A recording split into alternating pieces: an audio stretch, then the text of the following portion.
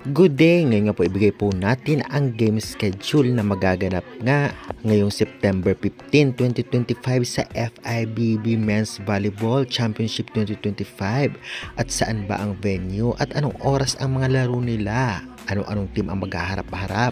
Kaya bago ang lahat guys, please naman, don't forget to like, comment, and subscribe and pa-hit the notification bell para lagi po kayong updated sa mga bonggang video about sa volleyball dito sa Pilipinas. Maraming salamat sa support. Well, usap-usapan nga ngayon na unpredictable ang mga laban na nagaganap, lalong-lalo pa maraming teams ang mataas na rank at na-upset na nasa mababang rank sa FIVB World Ranking.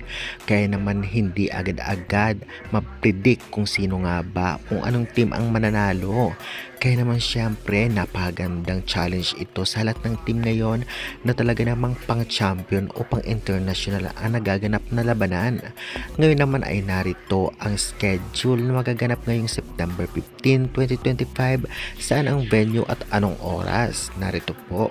Una maghaharap nga 10 AM Cuba versus Colombia, 10:30 AM Turkey versus Libya, 1:30 PM Germany versus Chile, 2 PM Japan versus Canada, 5:30 PM Slovenia versus Bulgaria, 6 PM Netherlands versus Romania, 9 PM USA versus Portugal at 9:30 PM Poland versus Qatar.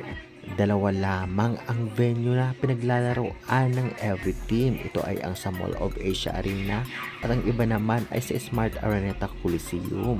Binabaan na ang ticket para talaga may manood dahil kitang-kita naman natin na medyo mahal dati ang ticket at ngayon kung ating mapapansin medyo may mga tao lang nanonood sa venue kahit hindi alas Pilipinas Men's ang naglalaro.